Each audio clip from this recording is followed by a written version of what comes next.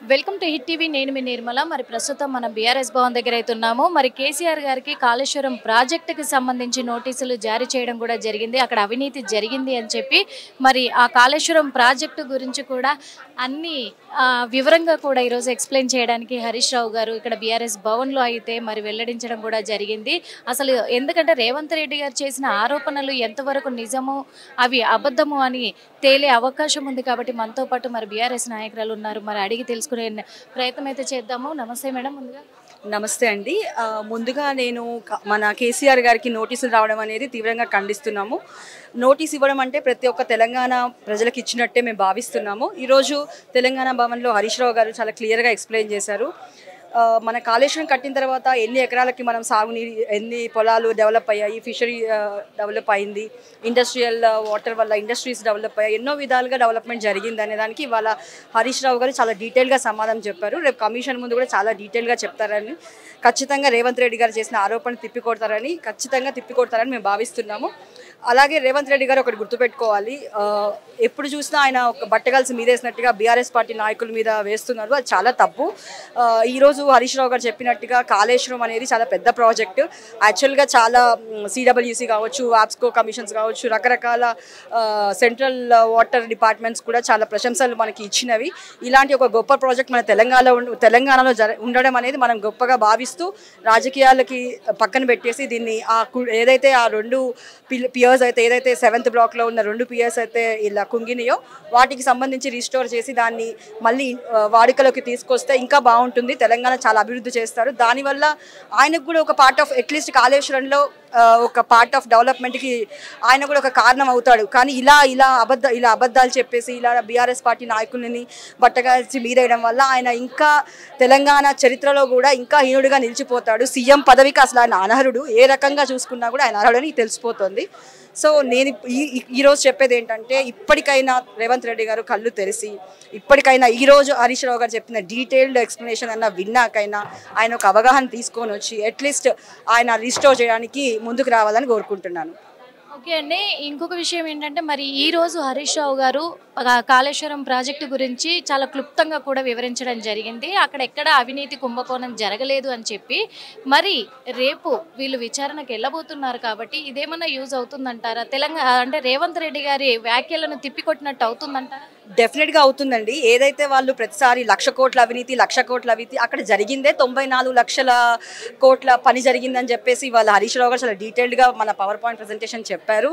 So ఖచ్చితంగా ఇది చాలా ఉపయోగపడుతుందని నేను అనుకుంటున్నాను. అట్లీస్ట్ రేవంత్ రెడ్డి గారికి అర్థం కాకపోయినా అట్లీస్ట్ ఆ కమిషన్ వాళ్ళకైనా అర్థమవుతుందని నేను అనుకుంటున్నాను. ముఖ్యంగా ఏంటంటే ఇప్పుడు ఒక వారం రోజులు 10 రోజులుగా కూడా ఒక వార్త చక్కర్లు కొడుతూ ఉంది. చాలా వరకు రాజకీయాల్లో అదొక సెన్సేషనల్ వార్త అనుకోవచ్చు. ఏంటంటే మరి కవితక్క త్వరలోనే పార్టీ పెట్టబోతుంది. దానికి నాందియే నూతన కార్యాలయము అని చెప్పేసి కూడా అంటూ ఉన్నారు.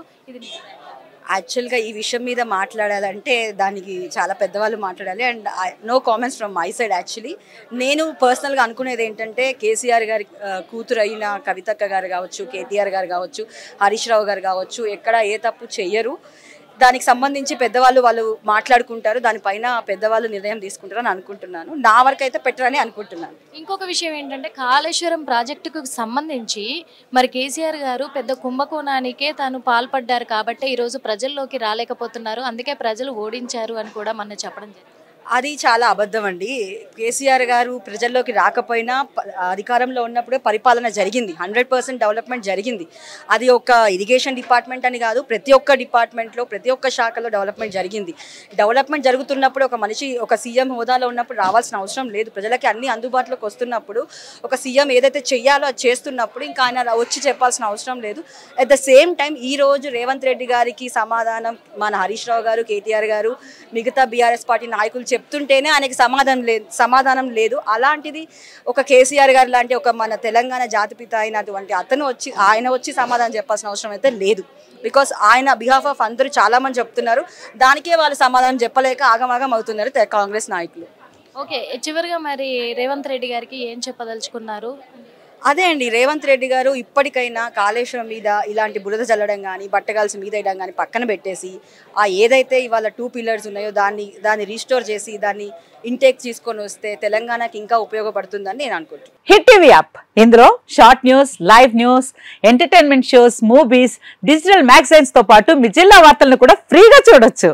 ఇంకెందుకు ఆలస్యం, వెంటనే హిట్ టీవీ యాప్ ని డౌన్లోడ్ చేసుకుని ఫ్రీగా ఎంటర్టైన్మెంట్ పొందండి. Hit TV app. Hit TV app. Please download hit TV app. Hit TV app ని ఫ్రీగా డౌన్లోడ్ చేసుకుని ఎంజాయ్ చేయండి. మీకు నచ్చిన ఎంటర్టైన్మెంట్ కోసం హిట్ టీవీ యాప్ ని ఫ్రీగా డౌన్లోడ్ చేసుకుని ఎంజాయ్ చేయండి. హిట్ టీవీ యాప్ ని డౌన్లోడ్ చేసుకుని ఆస్వాదించండి, ఆశీర్వదించండి. ఇంతమంది సెలబ్రిటీలు హిట్ టీవీ యాప్ ని డౌన్లోడ్ చేసుకోండి అని చెప్తున్నారంటే ఎంత మంచి యాప్ ఆలోచించండి.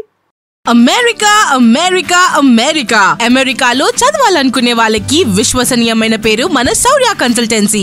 UK లో 1 year masters, UK లో 1 year masters, 2 years work permit up to 5 years visa. Contact Saurya Consultancy. Contact 89851 89851.